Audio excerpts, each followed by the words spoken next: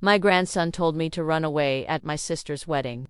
Those words still echo in my mind 3 months later, and I can honestly say they changed my entire life. At 72 years old, I thought I knew everything about family, duty, and what it meant to be a good person. But sometimes, wisdom comes from the most unexpected places. My name is Eleanor, and I've spent most of my life being the responsible one, the one who takes care of everyone else, the one who never asks for anything, the one who always says yes, even when every fiber of my being wants to scream no. If you're enjoying this story and can relate to feeling stuck in life, please hit that subscribe button and give this video a like. Your support means the world to me, and it helps me share more inspiring stories like this one.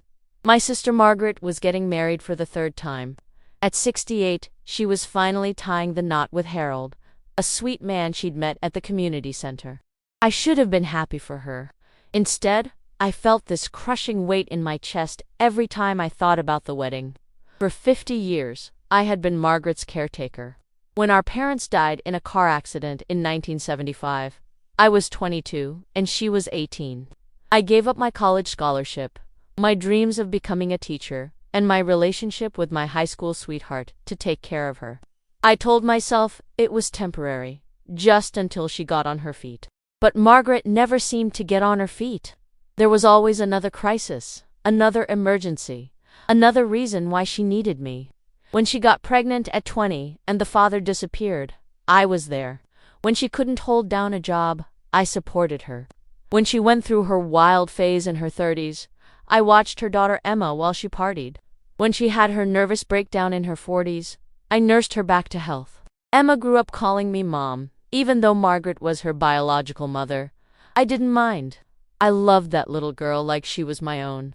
I taught her to read, helped her with homework, went to every school play and soccer game. Margaret would drift in and out of Emma's life, depending on her mood or whatever man she was dating. Now Emma was 32 and had her own family. Her son Jake was 8 years old, and he was the light of my life. While Margaret had been planning her wedding for months, demanding my help with every detail, Jake had been watching me grow more and more exhausted. The morning of the wedding, I was rushing around Margaret's house, making sure everything was perfect. Her dress needed last-minute alterations, the flowers hadn't arrived on time, and she was having a meltdown about her makeup. I hadn't even had time to do my own hair. "Grandma Ellie," Jake said, tugging on my dress. "Can I talk to you?" "Not now, sweetheart," I said, pinning Margaret's dress. "Aunt Margaret needs help. She always needs help," he said quietly. Something in his voice made me stop and look at him. This 8-year-old boy had such serious eyes, eyes that seemed to see more than they should. "What did you say, honey?" I said she always needs help, and you always help her. But who helps you? The question hit me like a punch to the stomach. In 50 years, no one had ever asked me that. "I don't need help," I said automatically. "Yes, you do," Jake said with the certainty that only children possess. "You're always tired. You never smile anymore. Mom says you haven't taken a vacation since I was born." He was right. I couldn't remember the last time I'd done something just for me. "I have an idea," Jake whispered, glancing around to make sure no one was listening. "What if you ran away?" "What?" I laughed. But it came out hollow. "I'm serious. What if you just left? Right now? What if you got in your car and drove somewhere amazing? What if you finally did something for yourself?" Before I could respond, Margaret called from the other room, demanding I help her with her shoes. I started to go, but Jake grabbed my hand. "Promise me you'll think about it, Grandma Ellie. Promise me you'll consider running away." I promised, thinking it was just a child's fantasy. I had no idea that within hours, I would be doing exactly what he suggested. The wedding ceremony was beautiful. Margaret looked radiant, and Harold seemed genuinely happy. I sat in the front row, smiling and nodding at all the right moments, but Jake's words kept replaying in my mind. As I watched my sister dance with her new husband, I realized something profound. For the first time in 50 years, Margaret didn't need me. She had Harold now. She had her own home, her own life, her own support system. And for the first time in 5 decades, I was free. The reception was in full swing when I made my decision. I walked over to Emma, kissed her cheek, and told her I wasn't feeling well and needed to go home. She offered to drive me, but I insisted I was fine. I hugged Jake extra tight. "Thank you for the advice," I whispered in his ear. He grinned. "Go have an adventure, Grandma Ellie." I walked to my car, got in, and started driving. I had no destination in mind, no plan, no luggage. I just drove. The first hour of driving felt surreal. I kept expecting my phone to ring, for someone to ask where I was or need something from me. But the phone stayed silent, and for the first time in decades, the silence felt like freedom instead of loneliness. I had always been a practical person, someone who planned everything down to the smallest detail. But as I drove with no destination, I felt a thrill I hadn't experienced since I was young. The highway stretched out before me like a promise of possibilities. I stopped at a gas station somewhere outside the city limits. As I filled up my tank, I caught my reflection in the car window. I looked tired, older than my 72 years. My gray hair was pulled back in the same severe bun I'd worn for 20 years. My clothes were conservative, practical, forgettable. When did I become invisible? I wondered aloud. "Excuse me, ma'am." The young cashier looked concerned. "Sorry," I said, paying for my gas. "Just talking to myself." "Are you okay? Do you need directions somewhere?" I almost said yes, almost asked for directions back home. But then I remembered Jake's eyes, so serious and caring, asking who helps me. "Actually," I said, surprising myself, "do you know of any nice places to stay around here? Somewhere peaceful?" "There's a bed and breakfast about an hour north," he said. "My grandmother runs it. She makes the best apple pie you've ever tasted." "Want me to call her?" An hour later, I was sitting on the porch of the Sunset Valley Bed and Breakfast, owned by a lovely woman named Rose, who was about my age. She had silver hair that caught the light beautifully and laugh lines around her eyes that spoke of a life well lived. "So," Rose said, bringing me a cup of tea and settling into the rocking chair next to mine, "what brings you to our little corner of the world?" I found myself telling her everything. About Margaret, about the 50 years of caregiving, about Jake's advice, about the decision to just drive away from my sister's wedding reception. Rose listened without judgment, nodding occasionally. "Good for you," she said when I finished. "Good for me." I was shocked. I abandoned my family. "Did you?" Rose asked. "Or did you finally give your sister the gift of independence?" I hadn't thought of it that way. "Let me tell you something," Rose continued. "I spent 30 years married to a man who never appreciated me. I cooked his meals, raised his children, kept his house, and never asked for anything in return. When he died, I was devastated. Not because I loved him, but because I realized I had forgotten how to live for myself." "What did you do?" "I sold the house, bought this place, and started over. That was 15 years ago, and these have been the best years of my life." That night, I called Emma to let her know I was safe. She was worried, of course, but when I explained what I was doing, she surprised me. "Mom always said you sacrificed too much for Aunt Margaret," Emma said. "Maybe it's time you lived for yourself. But what about your aunt? What if she needs me?" "Mom, Aunt Margaret is a grown woman with a new husband.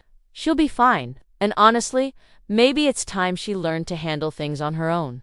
I stayed at Rose's bed and breakfast for a week. Each day, I felt a little more like myself. I helped Rose in her garden, learned to make her famous apple pie, and took long walks through the countryside. For the first time in 50 years, I went to bed when I was tired and woke up when I was ready. On my third day there, Rose convinced me to go shopping for new clothes. "When was the last time you bought something just because you liked it?" she asked. I couldn't remember. We spent the afternoon at a little boutique in town. I tried on clothes in colors I hadn't worn in years, styles that made me feel feminine and attractive. When I looked in the dressing room mirror, wearing a soft blue sweater and a flowing skirt, I saw glimpses of the young woman I used to be. "You look beautiful," Rose said when I emerged from the dressing room. "I feel different," I admitted.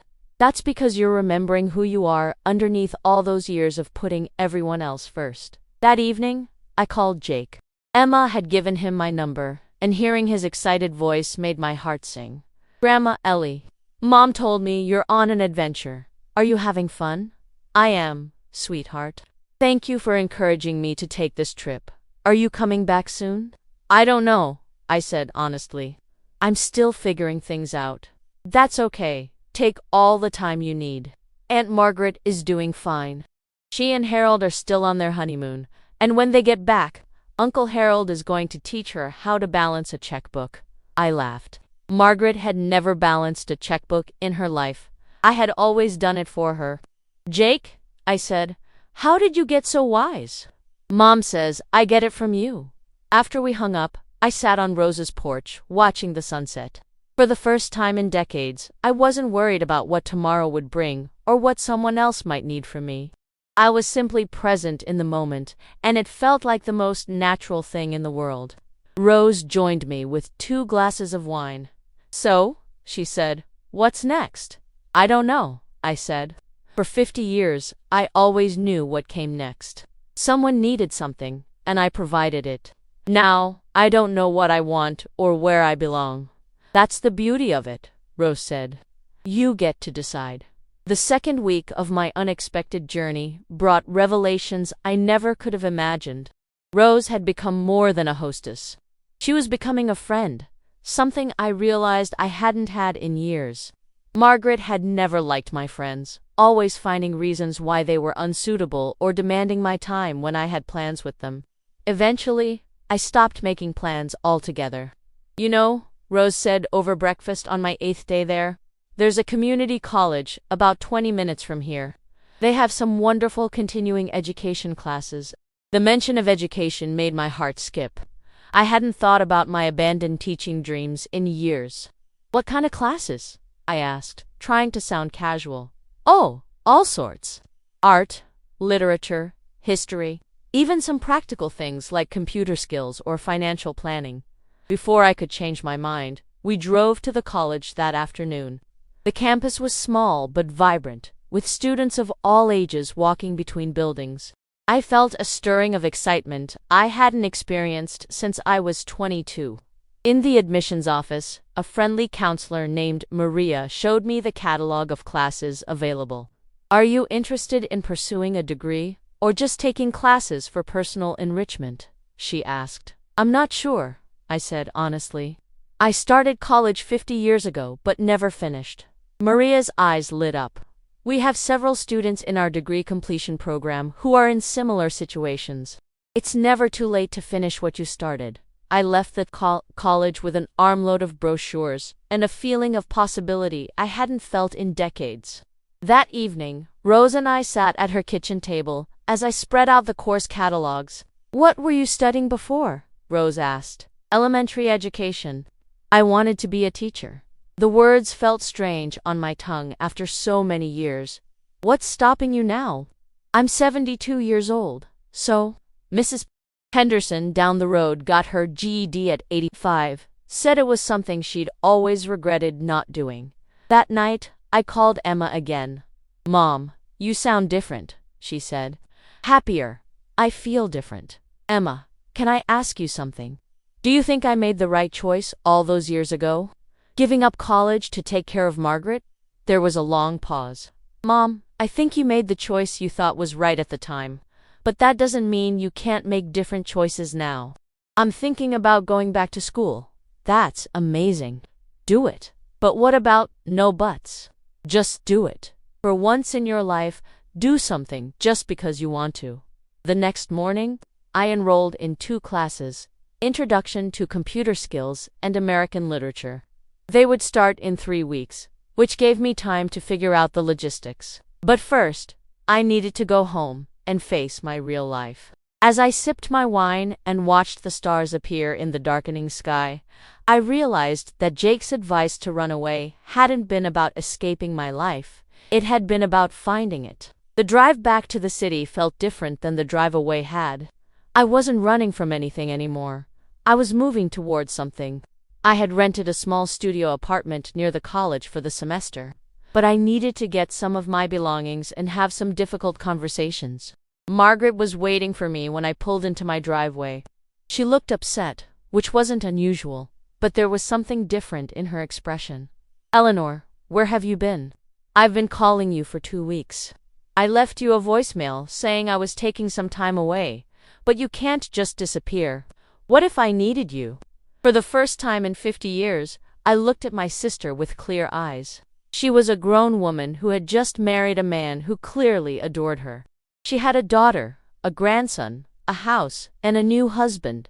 She didn't need me. She was just used to having me available. "Margaret, sit down.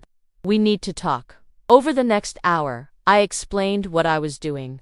I told her about my decision to go back to school, about the apartment I'd rented, about my need to finally live my own life. "But what about me?" Margaret asked, and I could see genuine panic in her eyes. "What about you? You have Harold now. You have your own life, but you've always been there. You've always taken care of everything. And maybe that wasn't good for either of us." Margaret cried, bargained, and even got angry. But for the first time in our relationship, I didn't give in. I was kind, but firm. "I love you, Margaret. I always will. But I'm not going to be your safety net anymore. You're capable of so much more than you think." Harold arrived during our conversation, and I was grateful for his presence. He seemed to understand immediately what was happening. "Margaret," he said gently, "Eleanor is right. You're stronger than you know. But what if something happens? What if I need help? Then you'll ask Harold, or Emma, or you'll figure it out yourself," I said. "Just like every other adult in the world does." That evening, I had dinner with Emma and Jake. Jake was thrilled about my college plans. "Are you going to be a teacher?" he asked. "I don't know. I'm starting with 2 classes to see how it feels. I think you'll be great. You taught me to read, remember?"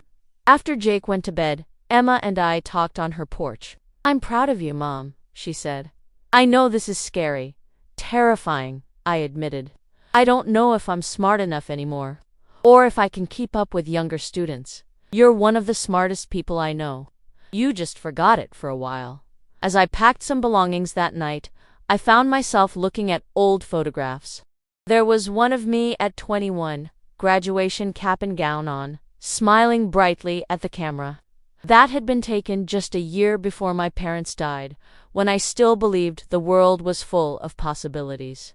I tucked the photo into my suitcase. It was time to remember that the world was still full of possibilities. 3 weeks later, I walked into my first college classroom in 50 years. My hands were shaking, and I felt like everyone was staring at the old lady who didn't belong there. But when the professor, a woman about my age, smiled and welcomed the class, I felt a spark of the excitement I'd felt at 21. "Learning," she said, "is not about age. It's about curiosity. It's about the courage to grow." 6 months into my new life, I barely recognized myself. The woman who looked back at me from the mirror had confidence in her eyes and wore her silver hair loose around her shoulders. More importantly, she smiled without having to think about it first. My computer skills class had been challenging but exhilarating. At 72, I learned to use social media, create documents, and even started a blog about my journey back to school. My American literature class had awakened something in me I thought was long dead. I found myself analyzing poems at breakfast and discussing themes with my classmates, many of whom were decades younger but treated me as an intellectual equal. But the real transformation had happened gradually, in small moments. The first time I chose what to have for dinner based on what I wanted, rather than what someone else needed. The first morning I woke up and didn't immediately think about what Margaret might require of me. The first evening I spent reading for pleasure instead of solving someone else's problems. Rose and I had become close friends, talking on the phone weekly and visiting each other monthly. She had become my guide in this new world of living for myself. "The hardest part," Rose told me during one of our conversations, "is getting used to the quiet. When you've spent decades being needed by everyone, learning to need yourself feels strange." She was right. There were moments of profound loneliness, times when I questioned whether I'd made the right choice. But those moments became less frequent as I filled my life with things that brought me joy rather than obligation. I had also made new friends among my classmates. There was Patricia, a 60-year-old nurse who was studying art history because she'd always loved museums. There was Robert, a 75-year-old widower who was learning to use computers to stay connected with his grandchildren across the country. And there was Maria, a recent divorcee in her 50s who was pursuing the English degree she'd given up when she got married. For the first time in my adult life, I had a community of people who saw me as Eleanor the individual, not Eleanor the caretaker. I thought about Jake's advice to run away, and I realized he'd been right. Sometimes you have to run away from the life that's holding you back to run toward the life that's waiting for you. 2 years later, I stood in front of a classroom for the first time in my life, holding a freshly printed bachelor's degree in English literature with a minor in education. At 74, I was the oldest student to graduate in my college's history, and the local newspaper had done a feature story about my journey. But more than the degree or the recognition, what mattered most was the woman I had become. The classroom where I stood wasn't in a traditional school. It was at the community center where I had volunteered to teach basic literacy skills to adults who, for various reasons, had never learned to read properly. Many of my students were immigrants, some were elderly people who had dropped out of school young, and others had learning disabilities that hadn't been properly addressed in their youth. "Good morning, everyone," I said to the group of 8 students ranging in age from 19 to 78. "My name is Eleanor, and I'm going to be your teacher for the next 12 weeks. As I introduced myself and outlined what we would accomplish together, I thought about the journey that had brought me to this moment. It had started with Jake's simple question about who helps me, continued with his advice to run away, and evolved into something beautiful and unexpected. Margaret was in the audience that first day, sitting in the back with Harold. Our relationship had transformed completely over the past 2 years. She had not only learned to drive, but had also taken a part-time job at the library and joined a book club. Harold had been diagnosed with mild diabetes, and instead of calling me in panic, Margaret had researched the condition, found a support group, and become his advocate in managing his health. "I never knew I was capable of taking care of someone else," she had told me recently. "I always thought that was your job. Everyone is capable of more than they think," I had replied. "They just need the opportunity to discover it." After my first literacy class ended, my students approached me with questions and enthusiasm. Maria, a 60-year-old woman from Guatemala, squeezed my hand. "Thank you," she said in accented English. "My granddaughter, she helps me with homework now, but I want to help her too." As the students left, Margaret approached the front of the classroom. "I'm proud of you," she said, and I could see that she meant it. "Thank you for being here. I wouldn't have missed it, although I have to admit, when you first left my wedding reception, I thought you'd had some kind of breakdown." We both laughed. Maybe I did. Maybe sometimes you have to break down the old version of yourself to build something better. That evening, I called Rose to tell her about my first day of teaching. "How did it feel?" she asked. "Like coming home," I said. "Like this is what I was always supposed to be doing." "The best part," Rose said, "is that this is just the beginning." She was right. In the months that followed, my literacy program grew. Word spread through the community about the silver-haired teacher who understood what it meant to start over late in life. I developed specialized curricula for different groups, and even wrote a small grant to fund additional programs. But perhaps the most fulfilling part was mentoring other women who were going through their own transformations. I started an informal support group for women over 50 who were pursuing education or career changes. We met monthly, sharing stories, challenges, and victories. 1 year after I started teaching, Jake, now 10 years old, visited my classroom. He watched me work with my students and afterwards asked, "Grandma Ellie, do you remember when I told you to run away?" "Of course I do. It changed my entire life. I wasn't really telling you to run away from Aunt Margaret's wedding. I was telling you to run towards something better." The wisdom of this child never ceased to amaze me. "How did you know I needed to hear that?" "Because you looked like you had forgotten how to dream. He was right. I had forgotten how to dream, how to want things for myself, how to believe that my own life mattered. At 75, I published my first article in an education journal about late life learning and second careers. I was invited to speak at conferences about adult literacy and lifelong education. I traveled to places I had only read about in books. But more importantly, I had learned to live fully in each day rather than simply surviving it. Margaret and I now had the relationship we should have had all along, two sisters who loved and supported each other without one being responsible for the other's entire life. She came to my graduation, cheered at my speaking engagements, and bragged to everyone about her sister, the teacher. "You saved both of us," she told me on my 75th birthday.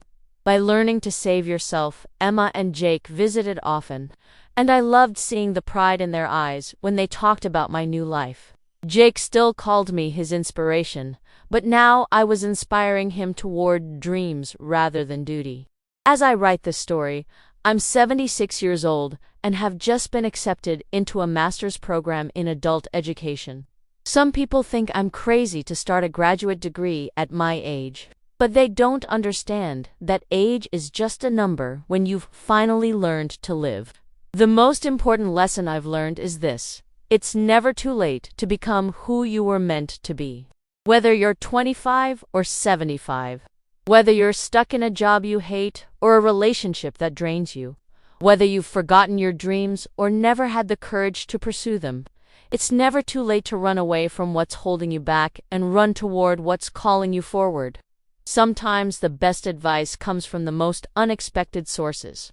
Sometimes an 80-year-old's innocent question can crack open a life that's been sealed shut for decades.